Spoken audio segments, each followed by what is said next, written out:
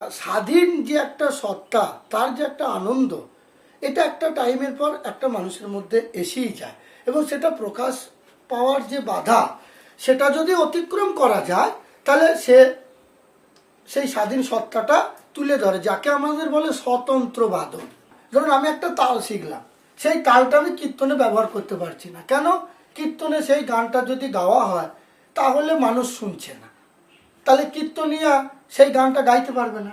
এবার সে না গাইতে পারলে আমিও বাজনা বাজাতে পারবো না। অথচ আমি বাজনাটা খুব কষ্ট করে শিখেছি এবং সেটাকে আমার জিয়ে রাখার একটা মন মানসিকতা তৈরি হয়েছে। তখনই দেখলাম আমি কারোর সঙ্গে গেলে আমারটা বুঝাতে পারবো না, তা আমি নিজে কিভাবে একটা জায়গা পাবো।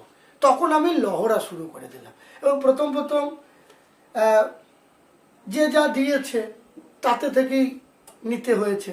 কিন্তু এখন পরিচিতির একটা জায়গা আসাতে আমরা তখন বুঝতে পেরেছি যে না, এখন এর একটা জায়গা তৈরি করে নেব, যাতে খোলবাদক মানে এই আর কি ডেকে নিয়ে এলাম আর বাজাতে বললো আর বাজিয়ে দিলাম, এই রকমটা না হয়। আমি বাজনা বাজাচ্ছি, ধরো শ্রী সচিনন্দন পতিত পাবন নিতাই নিতাই বলে ভাই, মৃদঙ্গ বাজত ঘন ঘন তা যেন আজ যেন তিতাঙ্গ তাই। এইটা যদি আমি বলি,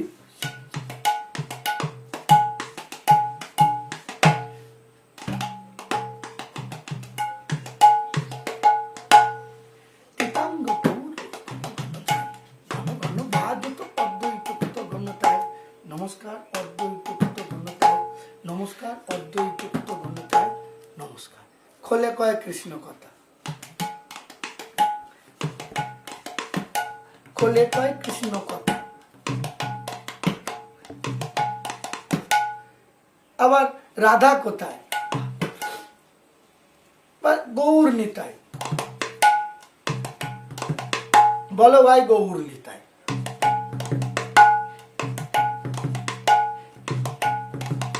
এগুলো হয়তো আমার মধ্যে জমা ছিল। যেমন তবলা এসেছে আজকে গানের সঙ্গে ঠেকা না রেখে স্বতন্ত্র, তেমন খোলটাও কীর্তনের সঙ্গে সঙ্গত শুধু না করে সে স্বতন্ত্র একক বাদনের জায়গা। এই দুইজনের চিন্তা ভাবনাটা যখন এক হয়ে যাচ্ছে, তখনই মিলামেশার ব্যাপারটা কিন্তু এসে যাচ্ছে। এখন বাস্তবে যেটা মিলামেশার দিন আসছে, এখনই হয়তো নয়, কিন্তু আগামীতে এটা আসবে। মানে খোলের সঙ্গে সিনথেসাইজার, হ্যাঁ বাজবে।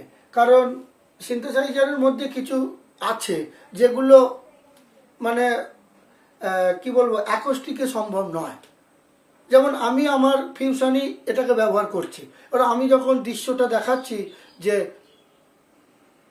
মহাপ্রলয়, এখন আমি খোল দিয়ে মেঘের গর্জন করছি, সেই মহাপ্রলয়ের ব্যাপারটা তো আমি বুঝাতে পারছি না, ঝড়, কিন্তু সেটা সিনথেসাইজে রয়েছে, অতি সহজেই পেয়ে যাচ্ছি। অন্য কোনো ইনস্ট্রুমেন্টের দ্বারা হয়তো সেটা সম্ভবই নয়, কিন্তু সিনথেসাইজারে সম্ভব। কাজে ওই অংশটুকুর জন্য আমাকে নিতেই হবে, তা না হলে আমি সেই প্রোডাকশনটা কাজ করতে পারবো না। এই জন্যে কিন্তু যখন আমি লহরা বাজাবো, তখন আমার কাউকে না নিলেও চলবে। এগুলো হচ্ছে মিলামিশার কথা। আর এই মিলামিশা করতে গেলে একটু এদিক থেকে ওদিক থেকে সরে আসতেই হবে, নাহলে সম্ভব না।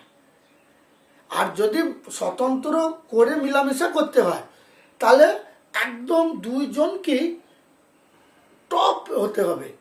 যে হাজার পরামর্শ তো সে দেখবে না, আর একজনও তার কথায় ভুলবে না। ধরো আপনি একটা ছন্দ বাজাচ্ছেন, আপনার ছন্দটা যতই ভালো হোক আমার মাথায় ঢুকবে না। এইবার ওই ছন্দটা ও ধিক দিনা তেরকড়া দিনা ধাগে না দিক দিনারা বাজাচ্ছে, কিন্তু এইখানে আমি ধা টেনে নেতা দেনে দা দিনা দিনে দা দিনে, তাহলে ও ধিক দিনা দা দিনা দা দিনা দিনে দা দেনা তিক তিনা তেরকড়া তিনা ধাগে না দিক দিনারা, এটা বাজালো।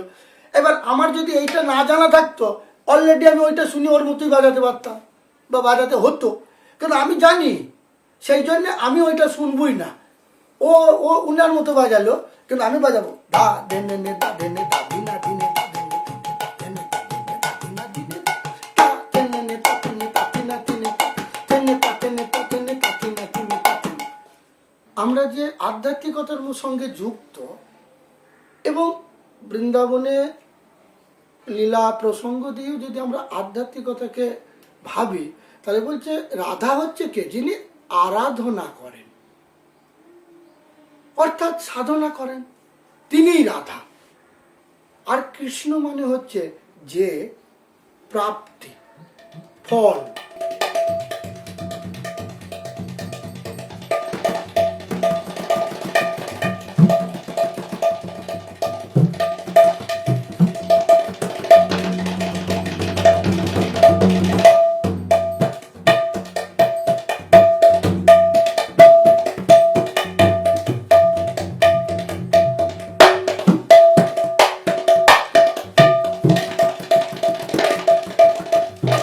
এই বাজনাটার মধ্যে দিয়ে আমাদের কি কি পেলাম?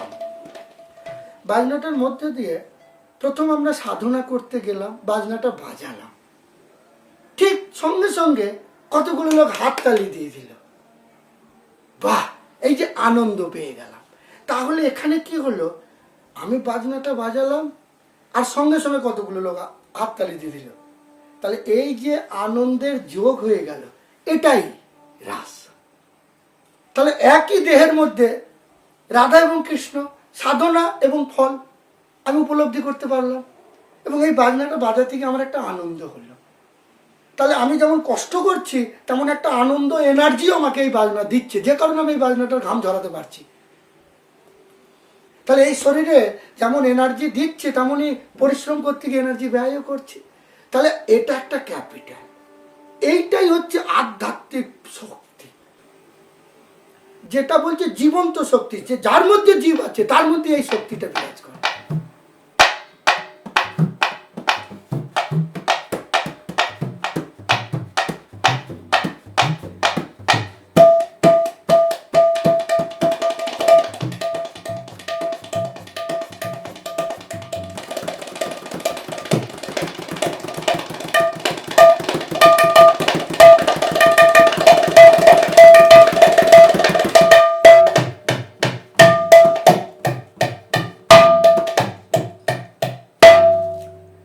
তাহলে এই যে এক একটা এফেক্ট এলো, এই এফেক্টের সঙ্গে এই ছন্দটা গেলে না খুব ভালো লাগবে।